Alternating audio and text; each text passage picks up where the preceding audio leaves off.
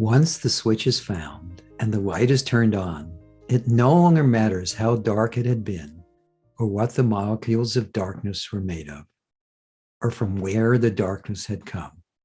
What matters is that now there is light. That's a passage from Sadhviji Bhagavati Saraswati's new book, From Hollywood to the Himalayas, a journey of healing and transformation.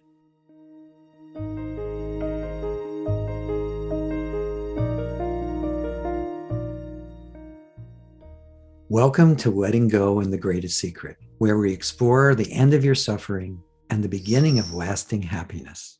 I'm Hale Dwoskin, and today we'll be talking with teacher and author Sadhviji Bhagavati Saraswati. Sadhviji is a renowned spiritual leader in India. She has lived on the banks of the Ganga River in the lap of the Himalayas at Parmarth Niketan ashram for 25 years, where she gives spiritual discourses and questions and answer sessions, teaches meditation, and oversees numerous charitable and humanitarian programs.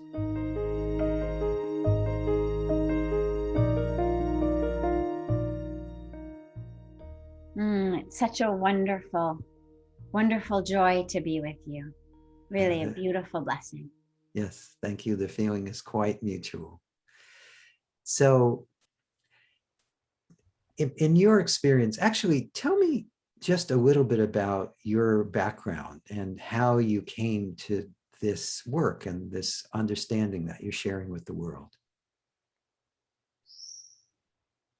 So it's a background with a lot of interesting plot, and I'll give you just a couple threads of that.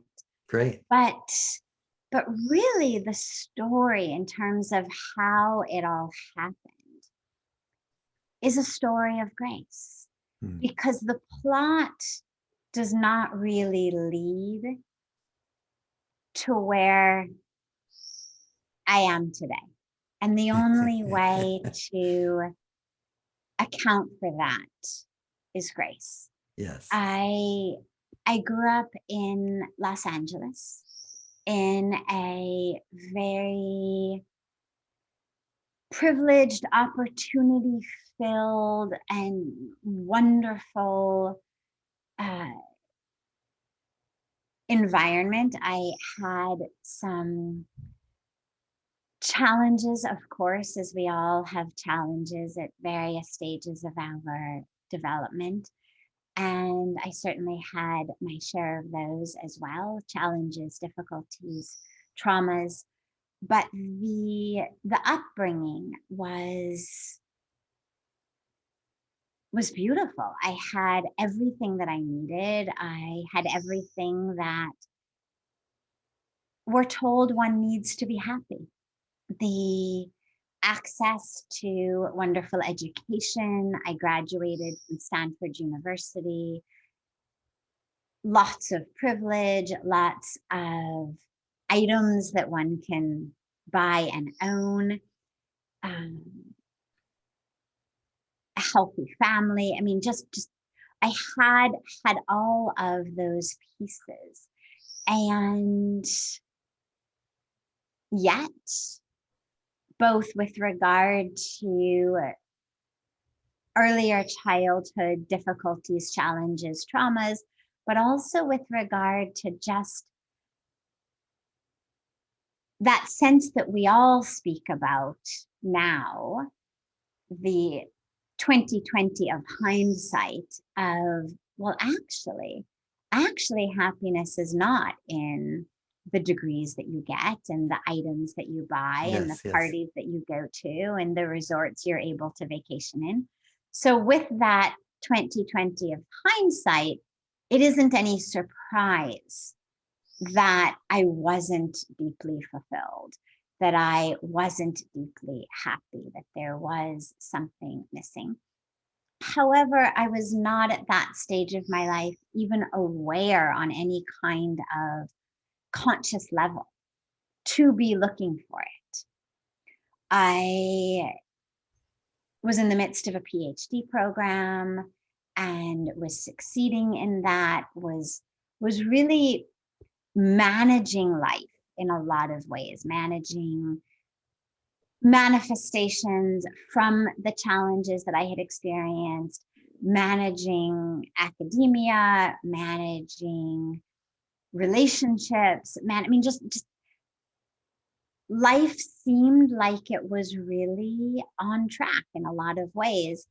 But again, with that very, very small vision that doesn't account for actually what life can possibly really give you, and Yes. what real Yeah. happiness is, and what real peace is. Yes. And traveled to India with a backpack on a vacation. I was married. My husband very much wanted to go to India. He was on a spiritual quest. And I agreed to go because I was a strict vegetarian and had struggled through getting pure vegetarian food in languages I didn't speak in Europe, in South America, and agreed, well, okay, at least in India, they know what vegetarianism means. That's true. They do very And, well. and nicely, right? And nicely. It's not Yeah. steamed Indian carrot. food is one of the epitomes. Exactly, Yeah. exactly. So I agreed to go in whatever degree to which I was able to be conscious of that which was guiding me and propelling me forward. My awareness was that I had agreed to go to make my husband happy, and because I could eat happily, because I loved Right. Indian food, and no problem. And Right. we get to Delhi, and I opened a guidebook, 500-page Lonely Planet guidebook, and said Rishikesh. And when we get to Rishikesh, we put the bags in the hotel room, and I said, I'm going to put my feet in the river. I didn't know the river was holy. I was not going down looking for some spiritual experience with this mother goddess river. I was just hot and sweaty and tired, and we had to carry our bags across a footbridge. And yeah, I just wanted to freshen up. Yes. And I've always been a nature person. And so for me to wander onto the banks of a river was very, very normal and very natural. And so I walked down to the banks of Ganga and had such a powerful, powerful experience of opening, of awakening, of connection with divinity. I burst into tears. And in many ways, that was really it from that moment. I knew this is where I'm meant to be. I knew that I had come home. I knew that everything that I had understood about myself and the universe and my role in the universe was no longer pertinent, and that there was a whole other way of understanding myself and understanding the universe that was much deeper, but also much truer. It wasn't Yes. just about a quantitative scale of depth. It was much more a qualitative distinction of truth and untruth. Mm. And I was ecstatic. Mhm. And yeah, that was really the beginning of it. And I knew I needed to stay, and I did stay. Well, And that's a there's great. obviously a lot more to the story, but I know I'm you have sure, a but lot of other questions. So I don't want to take up the whole time with no, just no, no. I get it, but we're all, many of us are fortunate to have these profound openings or indicators that we need to go in this direction. For others, it's more subtle. It's just these little things that where we're all similar is that those of us who are attracted to looking for truth are not satisfied with just the trappings of the external world. We know there's got to be more to life than this. But not all of us are fortunate enough to have these type of experiences, yet that we're all pulled in the same direction. And in my experience, actually, grace is operating through everyone all the time. And so many of the reasons we think we do things has absolutely nothing to do with what's obvious. Yeah. Nothing at all. But thank you for sharing that. This is actually the first time in an interview I've actually asked that question, because it seemed pertinent. So in your experience, what is that awareness that we all share? What is the nature of that awareness? You know, the experience that I had, that I shared with you, was 25 years ago. Mm-hmm. And September will be 25 years. I've lived there. It's amazing to realize it's been so long. But in 25 years, despite how much has crystallized and blossomed and flowered, my ability to semantically describe what I was tapping into, what I was blessed with, has not improved at all. That's not unusual.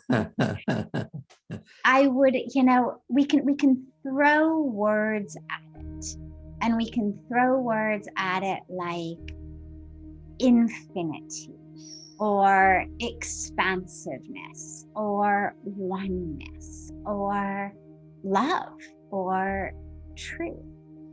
And yet they feel like words that are just sort of swirling around something, like electrons around a nucleus, but not actually getting you much closer to that nucleus. So given that the medium of these conversations is semantic, I'm happy to throw some words at it, but it's important to preface it with the awareness that the words are just that. Yes, they're pointers at best. At best. You asked the awareness that we share, and awareness for me is slightly different from the experience that I had on the banks of Ganga and the experience that I have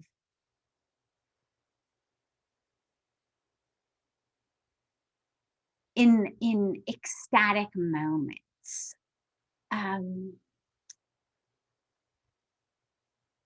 I'm just trying to think of the best way to explain this semantically. Sure. Awareness is there, of course. Awareness is, in my experience, it is unengaged. It is just simply aware. Yeah. And it's an exquisite place to be. It's especially an exquisite place to be in contrast to the way that most of us are so gripped on, with really a death grip on that which is happening in the world around us. Mm-hmm. So whether it's people around us, whether it's a stock market around us, whether it's situations, whether it's our own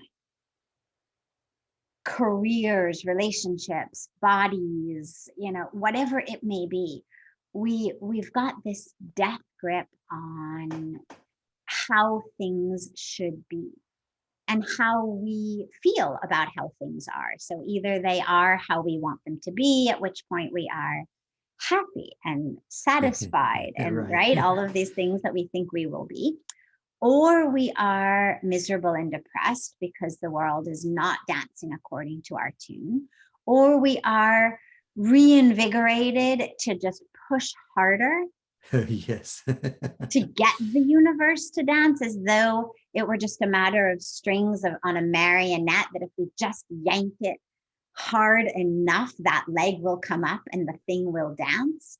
Yes. And so awareness is the antithesis of that in many ways, because it's the relinquishing of the death grip. It's the hands that let go of all of it, not in giving up, not in giving in, but simply in the awareness that this isn't actually what I'm here for or the truth of who I am.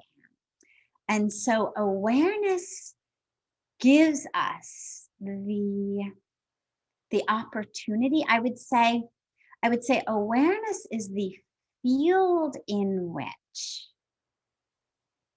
we are able to experience the truth of who we are.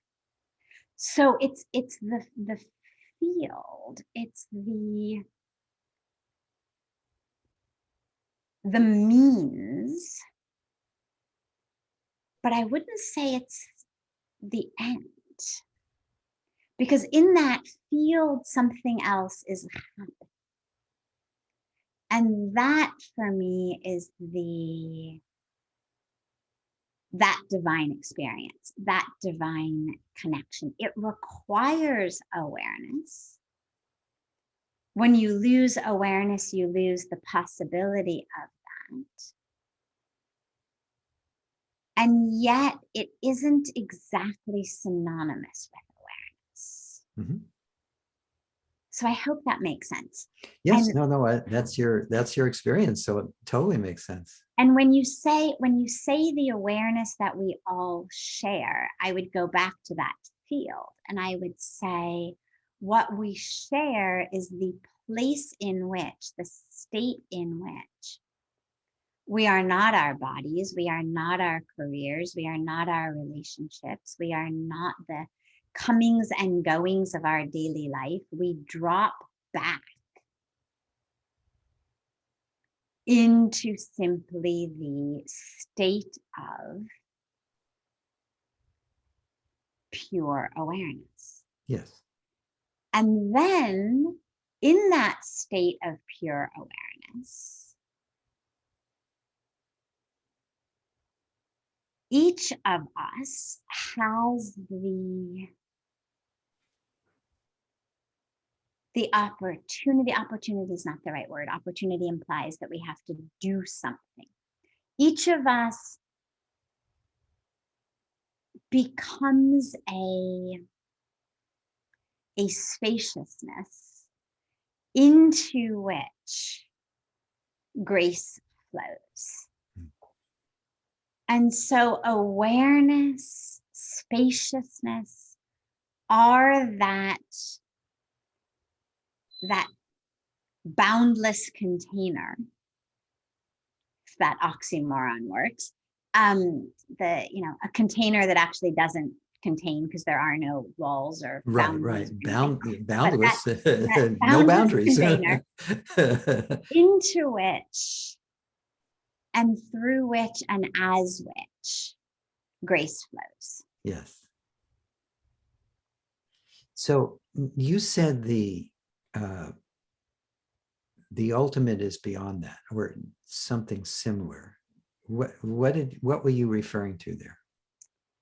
So I wouldn't use the word beyond, because that has a sense of linearity and a sense of quantitativeness. And then of course you've got people who sit to meditate who want to know what stage they're at. Right. And how do I know that I'm getting higher and getting better and progressing? And so I always really do my best to avoid anything that could propel anyone toward this idea that there is somewhere else to go, or Yes, yes. something else to happen, or something else to achieve. And so I wouldn't say beyond. What I would say is on a personal level, on a very personal level, when I am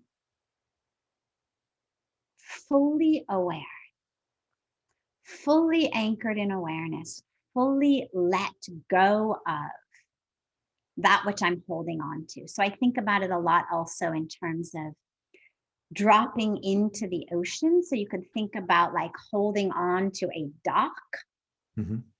like a boat dock, and you're holding on to it for dear life, and then eventually you let go and you drop.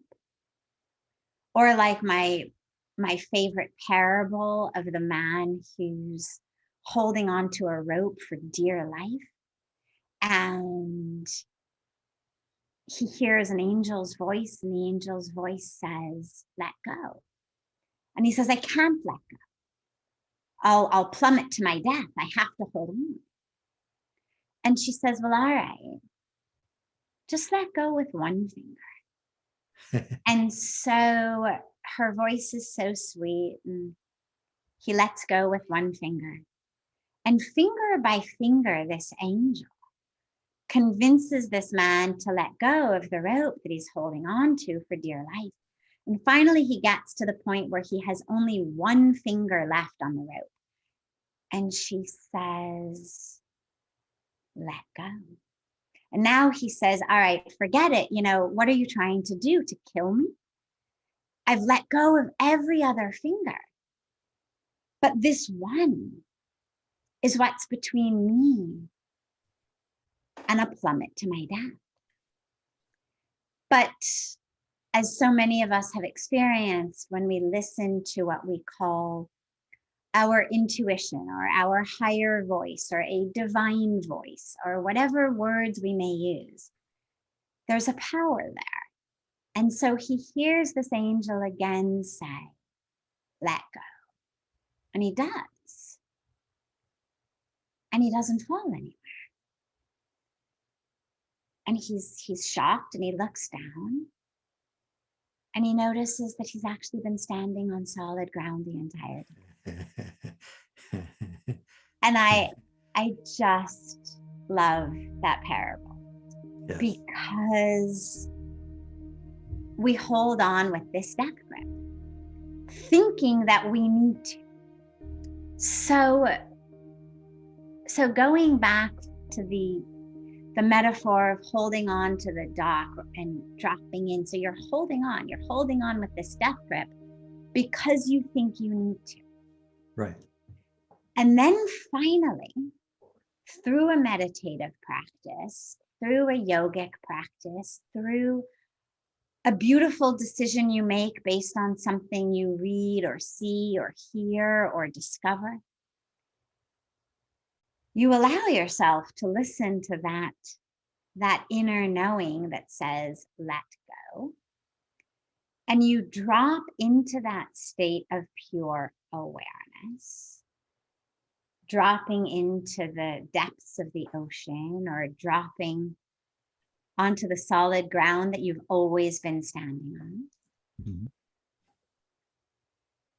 And in that state of pure openness, pure ever expanding spaciousness, I find on a deeply personal level that out of that space, very frequently, ecstasy emerges. Yes, of course. And so that's the piece that I was talking about, of yes. Awareness being the field and being the means. And also in many cases, it's also an end. Yes. So you shouldn't think about it, people who are listening, as only a means to an end, it also is an end in and of itself. Yes. And it can be a spaciousness into which, out of which, through which an ecstasy emerges. You know, in yoga, we have these 8 limbs of yoga that the Yes. sage Patanjali gave, right? And the highest limb is samadhi, Yes. that union. But it's also translated, I've heard it both translated as the trance of union and the bliss of union, or the Yes. ecstasy of union. Yes. And I think that's another way of understanding what I'm speaking about. Yes. Yes. So, but is there actually a difference between the bliss and the awareness?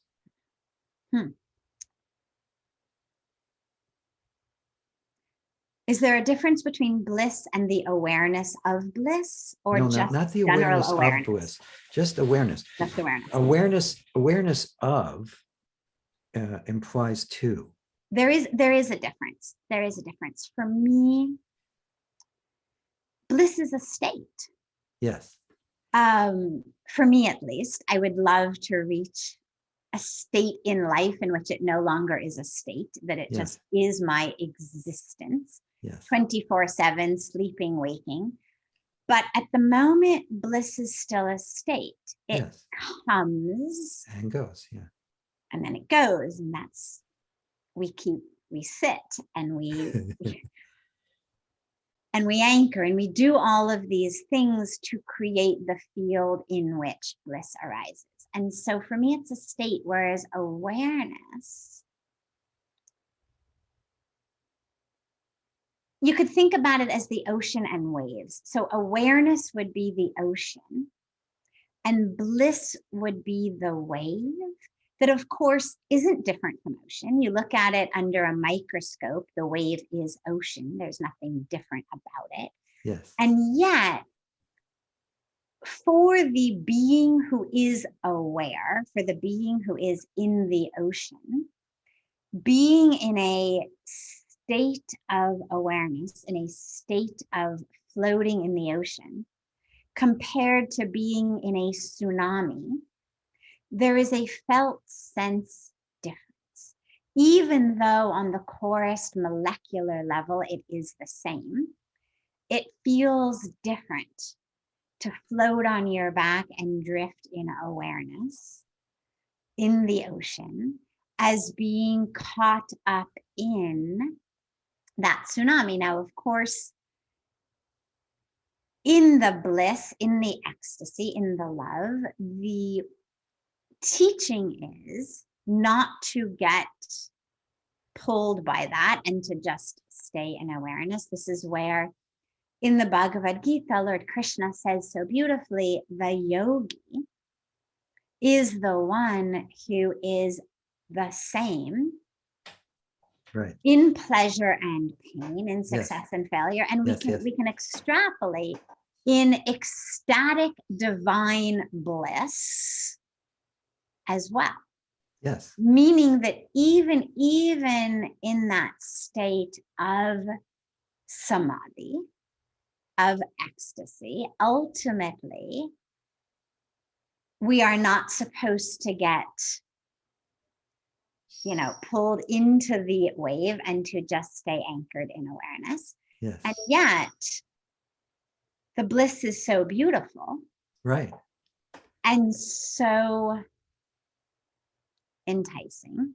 Yes. On every level, that it still feels very much like a beautiful, grace-filled wave on an ocean of awareness.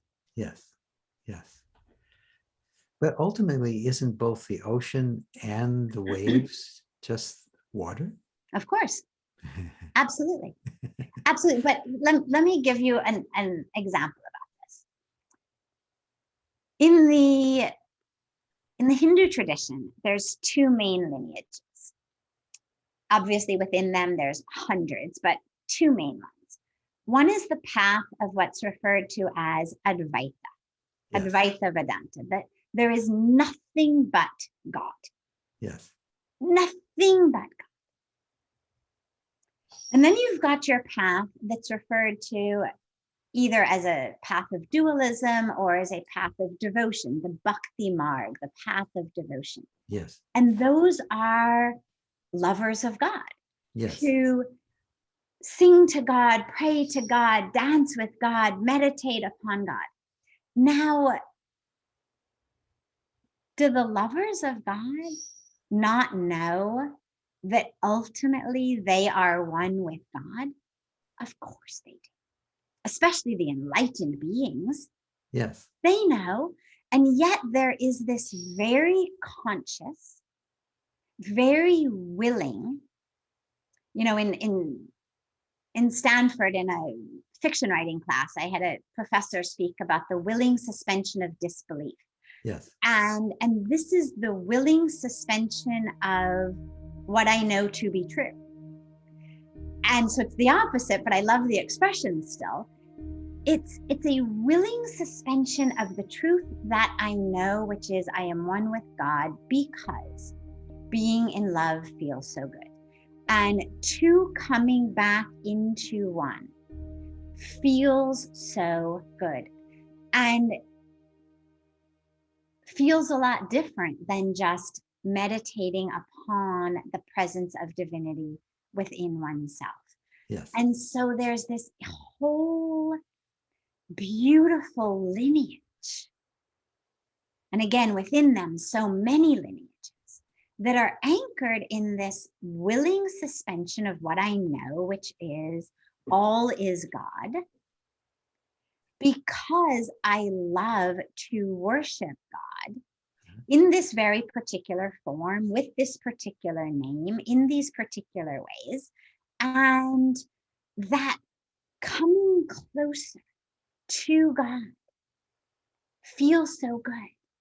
But in order to do that, I have to temporarily suspend the awareness that we are one in order to begin from a place of separation, so that I can consciously, willingly come back together in love.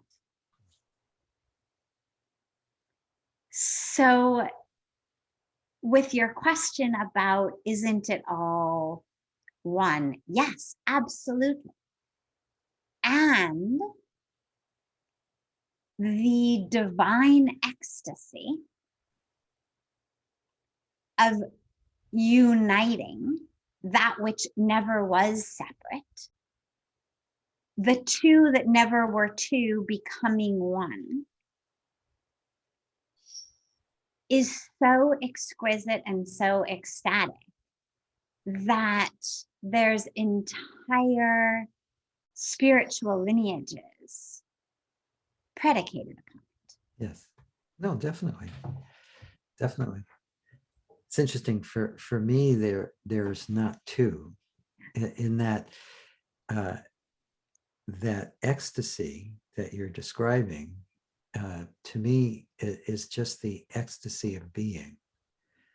And there's profound love in that as well, as in heart with the two lineages that you're talking about sometimes are misconstrued as one is more heart and one is more head. But in my experience, you can't have one without the other. Absolutely. They totally complement each other. If you just have wisdom, which is the path of awareness, or the path of the oneness path, where you just stay as awareness. If you have that without heart, it can seem dry and empty. And if you have bhakti without the wisdom of knowing that you are worshiping yourself, then you're forever in the worship and not in the completion. So the two are completely harmonious, supportive, an extension of each other. There, in me, there's not two paths, there's one path. I think if when you say it like that, we're saying the same thing. Absolutely. Absolutely. So yes. Big surprise. when you bring in the qualities of love and of bliss, yes, into the state of awareness, yes, then absolutely we're talking about exactly the same thing. yes, yes. That's not such a shock. Yeah. So you obviously work with people and you support them in their self-discovery. So what are some of the things or something that you do with people to help them in this path, in this self-discovery? What is some tips or some guidelines or that you can offer to people? There's a very beautiful meditation. You know, you touched upon this idea of the head and the heart in different Yes. aspects. And I have found that the head is the easiest place for most people to start, Yes. especially people who are struggling. When we are rooted in the heart, there tends to be, even if there isn't much wisdom there tends to be less struggle. Mm-hmm. Whereas when we're anchored in the head, there tends to be more of a struggle. And so Yes. I usually try to begin in the head with simply the awareness that your body has changed so many times throughout your life. Everything you identify as I has changed innumerable times. Yes. Every cell of your being has changed. Every relationship has changed. Everything is in a constant state of flux. What is it that is constant? What is that sense of I that has stayed constant and consistent as every cell of your body has regenerated? As your life has gone from being a 2-year-old sitting in a high chair, throwing peas on the floor to, watch mom dance and pick them up, to you today, without any sense of breakage. Who's that I? And just putting it out there as kind of an intellectual question for people to ruminate upon for a moment. And there's a very beautiful meditation that I really love to take people on, and I'll just describe it here. How long is it? Something that you can give people a taste of, or is it? Sure. Why don't you describe it and then give people a little taste of it? I think that'd be nice. We'll do them together then. So perfect. Yeah. So just close your eyes wherever you are.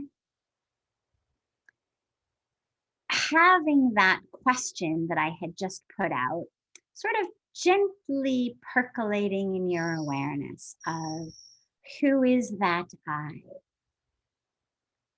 that has stayed constant. And then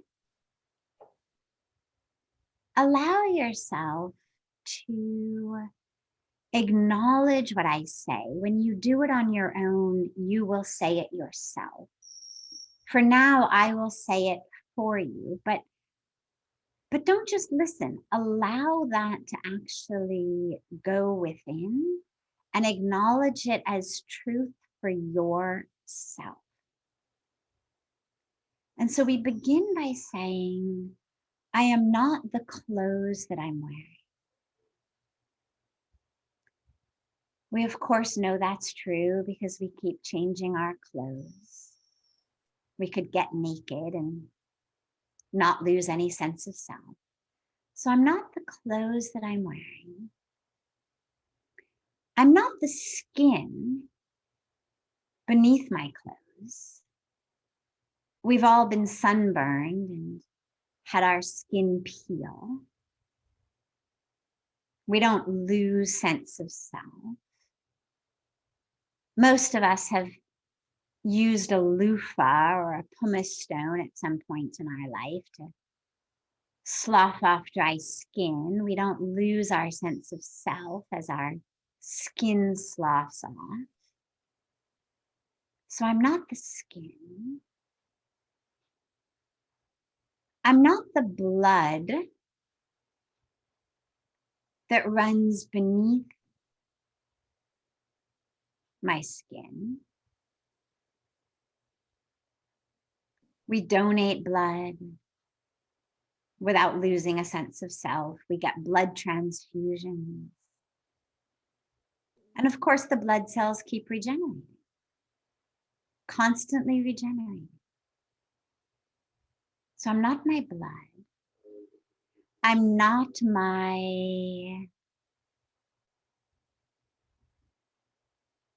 my organs. We could have an organ transplant. People donate kidneys, they get kidneys. Liver transplant, so many different things go wrong with organs. We lose organs, we have a gallbladder removed. I'm not the organs. Don't lose my sense of self in that. And again, even if I keep all my organs, the cells of them regenerate. Every 7-8 years, I've got brand new cells of my organs. So I'm not the organs.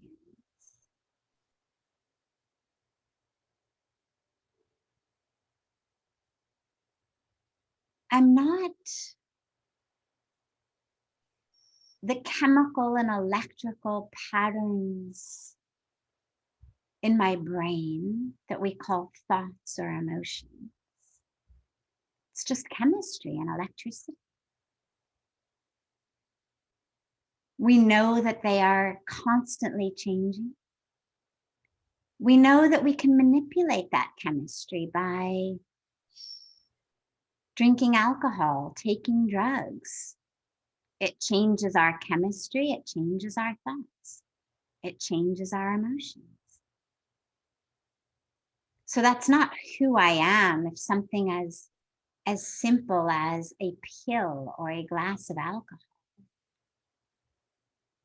changes the chemistry. Well, I'm not my chemistry. I'm not the electricity barreling down the axons of my neurons.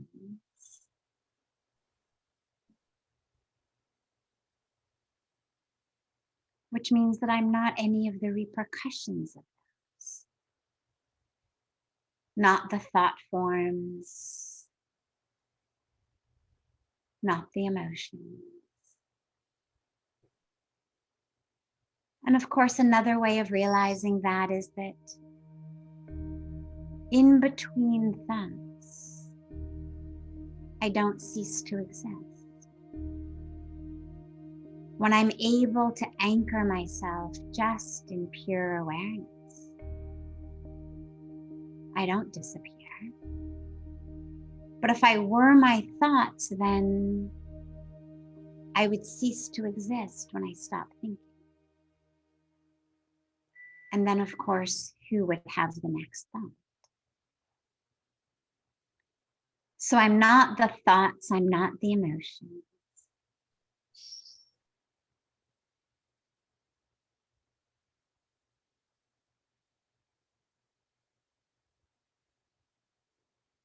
I'm not the electricity. I'm not the chemistry.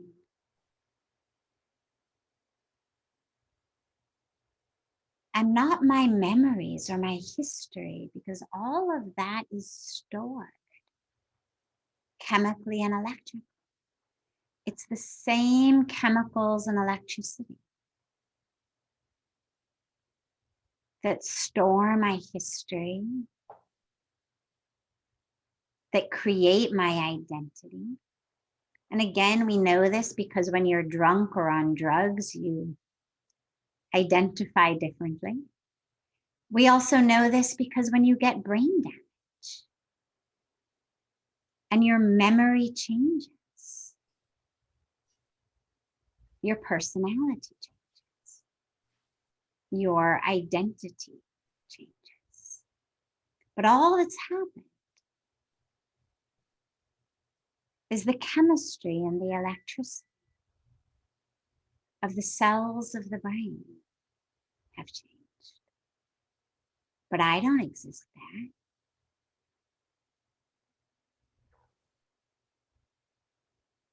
And as we peel back the layers one by one, whatever else may be arising in your mind that you think you might be, realize you are not, because it changes.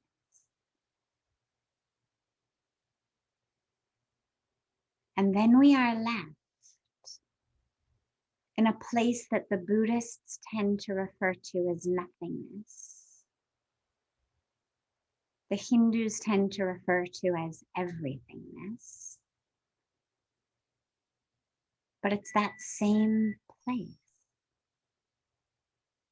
of just self.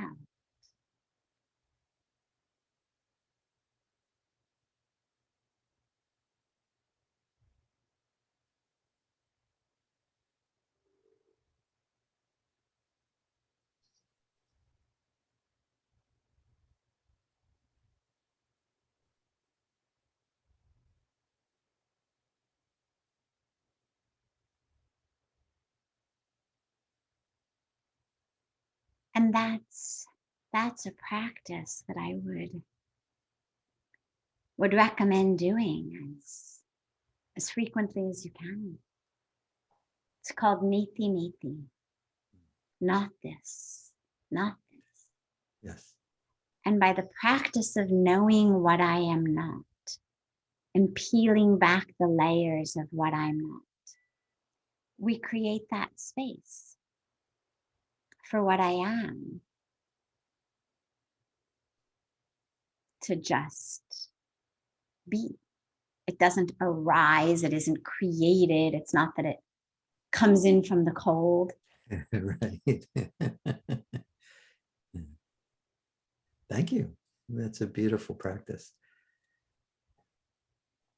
I didn't realize it was pronounced that way. I always called it Neti Neti, but I like the way you say it better. So that's a beautiful thing to leave people with. Can you, you have a new book, and can you tell us a little bit about that? Sure. Yes, it's very exciting because the book is the medium through which I offer to the world the fullness of the plot of how I came to India, what it was like, the experiences that I had had in the first 25 years of my life that had led me to feeling challenged, stressed, struggling in a lot of ways that I know a lot of people are very, very familiar with. The incredible plot of being in India and what it was like being a 25-year-old American woman suddenly having these types of spiritual experiences, what it was like becoming a disciple, what it was like becoming a teacher, a leader, what service is about, what does it mean to really serve, and why is that such a core and transformative spiritual practice. Mm. So it's all of that really fun, fascinating, interesting, really funny at times plot. But along with that, interwoven through that, the field in which you could say the plot exists is of grace and of transformation and of spiritual connection, and to be able to offer to people the possibility for them. And of course, when I say possibility, I don't mean that it's possible that grace will be there. I mean, it's possible that you will show up, because grace is there for everyone. Yes. And for me, the core message of the book is that grace doesn't discriminate. Grace doesn't care what's happened to you or what you've done. Right. Doesn't care what challenges you've been through or how you've dealt with those challenges, skillfully or unskillfully. Grace is there. And all of that, which I've experienced in a very, very fascinating and fun and funny stories on the banks of Ganga in an ashram in the Himalayas, is available for you in your life, wherever you're based, in whatever your karmic package may be. Because as awareness is one, truth is one, and grace is one. And so I'm very, very excited for people to recognize in my story themselves, not of course in the plot of being in India probably, but in terms of the struggles and the challenges that both afflicted me pre-India, as well as that were still in my mind and in my life. I mean, I'm a celibate renunciant. Well, okay, what's it like to be celibate? And what do you do when human feelings and emotions and struggles come into a path of renunciation? And of course, these sorts of experiences and lessons that I learned are applicable to so much of that we struggle with in life. And so I'm very, very excited to finally actually share the fullness of the story and the fullness of the teachings and the fullness of the invitation that is available for all of us to really step up to the plate of our own lives and open ourselves to grace and to healing and to transformation. Sounds beautiful. Sounds like a great book. And what's the title of the book? Yes, of course. It's called Hollywood to the Himalayas, A Journey of Healing and Transformation. Great. And you can get that wherever books are sold. You can.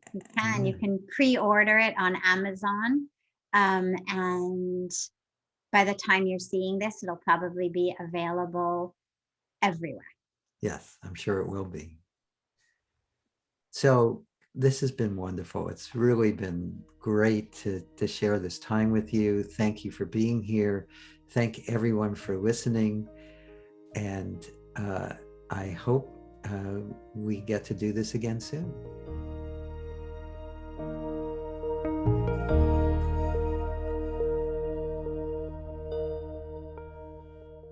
I hope you enjoyed our conversation with Sadhviji Bhagavati Saraswati and the practice of Neti Neti, not this, not that. That's something you can come back to again and again. If you're so moved, please read Sadhviji Bhagavati Saraswati's new book, From Hollywood to the Himalayas, A Journey of Healing and Transformation. If you've enjoyed this podcast, please subscribe so you have immediate access to future episodes. Please give us a 5-star rating and share it with the people you care about. If you'd like to learn more about my work, my mentor Lester Levinson's work, and the Sedona method, please visit Sedona.com. As you explore our site, you learn the key to lasting happiness, success, peace, and emotional well-being. We have books, courses, events, and plenty of free material to explore. Again, go to Sedona.com. That's SEDONA.com. Thank you for being here, and we'll catch you on the next episode of Letting Go and the Greatest Secret.